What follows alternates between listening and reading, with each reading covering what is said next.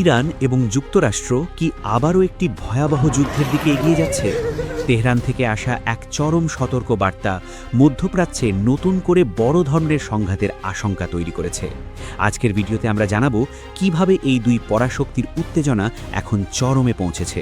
ভিডিওটি শেষ পর্যন্ত দেখুন, কারণ এই সংঘাতের ফলাফল পুরো বিশ্বের অর্থনীতিকে নাড়িয়ে দিতে পারে।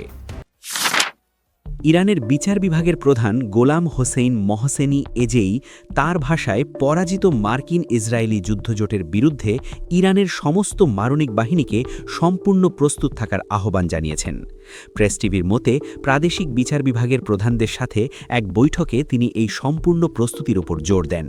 তিনি দাবি করেন যে শত্রুরা ইরানের বিরুদ্ধে একটি অস্তিত্ব রক্ষার যুদ্ধ শুরু করেছিল, কিন্তু তারা তাদের লক্ষ্যে অর্জনে পুরোপুরি ব্যর্থ হয়েছে।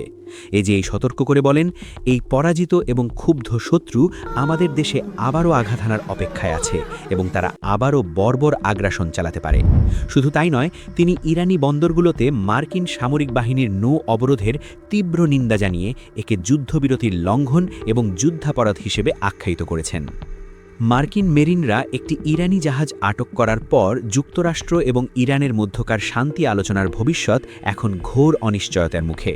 আর মাত্র কয়েক ঘন্টার মধ্যেই যুক্তরাষ্ট্র এবং ইরানের মধ্যকার ভঙ্গুর যুদ্ধবিরতির মেয়াদ শেষ হতে চলেছে এবং এই যুদ্ধবিরতি টিকবে কিনা তা নিয়ে এখনও কোনো স্পষ্ট ধারণা নেই।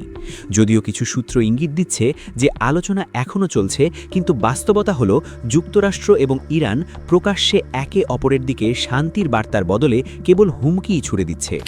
ইরানের অবস্থান এখনও অস্পষ্ট। রাষ্ট্রীয় গণমাধ্যম এমনকি এটাও অস্বীকার করেছে যে তাদের কোনো প্রতিনিধি দল পাকিস্তানে গেছে। ইরানি সংবাদ মাধ্যম থেকে বলা হচ্ছে, কোনো ইরানি প্রতিনিধি দল পাকিস্তানের ইসলামাবাদে যায়নি। প্রধান বা আনুষাঙ্গিক, প্রাথমিক বা গৌণ কোনো দলই নয়। গত 19 এপ্রিল সন্ধ্যা থেকে ইরানি কর্মকর্তারা ক্রমাগত ঘোষণা করে আসছেন যে হুমকির ছায়ায় এবং প্রতিশ্রুতি ভঙ্গের পরিস্থিতিতে তারা কোনো আলোচনা মেনে নেবেন না।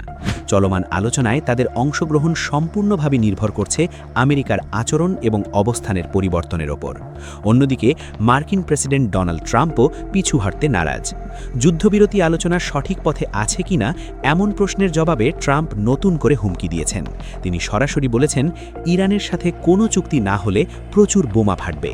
এই সরাসরি সতর্কতা যুদ্ধের প্রস্তুতিকেই ইঙ্গিত করে এবং আলোচনার আগেই ইরানের উপর প্রবল চাপ সৃষ্টি করছে। তবে ইরানও কিন্তু মাথা নত করছে না। তেহরান তাদের নিজস্ব বার্তায় জবাব দিচ্ছে। তারা বলছে তাদের হাতে নতুন তাস প্রস্তুত রয়েছে। এটি কেবল কথার কথা নয়, এটি একটি স্পষ্ট সংকেত যে ইরান একাধিক পরিস্থিতির জন্য নিজেকে প্রস্তুত রেখেছে। আলোচনা একটি পথ হতে পারে, তবে সংঘাতের পথও খোলা আছে। ইরানের নেতৃত্ব কঠোর ভাষা ব্যবহার করে বলেছে, যুক্তরাষ্ট্র আলোচনার টেবিলকে আত্মসমর্পণের টেবিলে পরিণত করার চেষ্টা করছে। এই কথাটি খুবই তাৎপর্যপূর্ণ।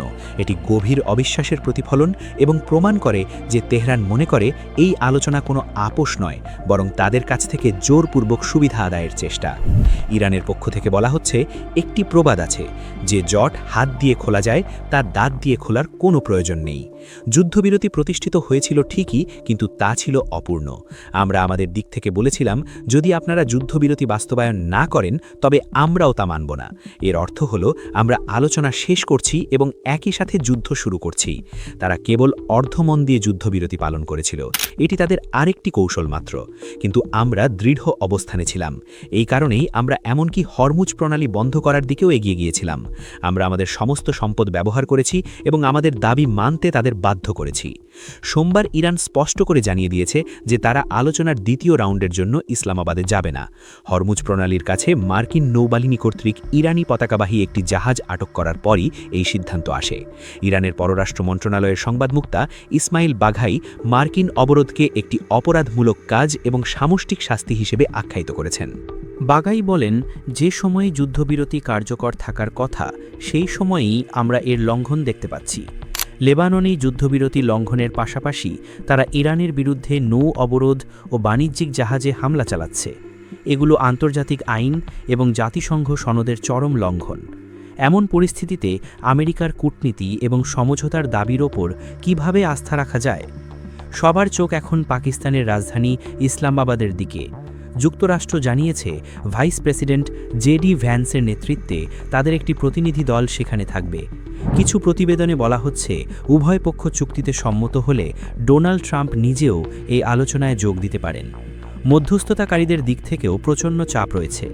পাকিস্তান, যারা এই আলোচনার আয়োজক হতে যাচ্ছে, তারা সংযম বজায় রাখার পরামর্শ দিয়েছে। যদি আলোচনা সফল হয় তবে উত্তেজনা কমার একটি সুযোগ এখনও আছে, কিন্তু তা না হলে বিপদ আসন্ন। যুদ্ধবিরতির মেয়াদ শেষ হলে সামরিক পদক্ষেপ আবারও শুরু হবে এবং পরিস্থিতি দ্রুত নিয়ন্ত্রণের বাইরে চলে যেতে পারে।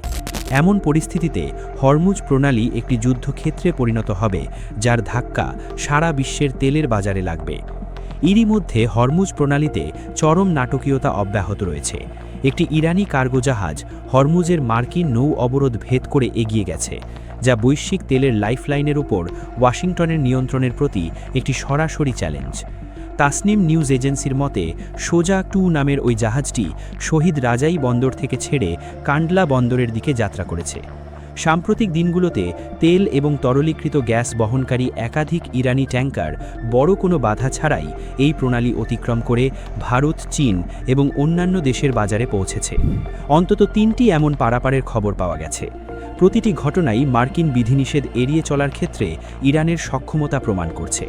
তেহরান একে শুধু নিজেদের টিকে থাকা নয়, বরং সরাসরি অবাধ্যতা ও সাহসিকতা হিসেবেই বিশ্বের সামনে তুলে ধরেছে।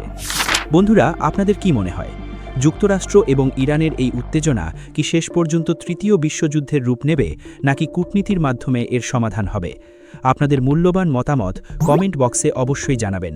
ভিডিওটি তথ্যবহুল মনে হলে একটি লাইক দিন এবং এমন আরও গুরুত্বপূর্ণ ভূ-রাজনৈতিক বিশ্লেষণ পেতে বিশ্বের লুকানো সত্য চ্যানেলটি সাবস্ক্রাইব করে বেল আইকনটি ক্লিক করে রাখুন। ভালো থাকবেন, দেখা হবে পরবর্তী ভিডিওতে। ধন্যবাদ।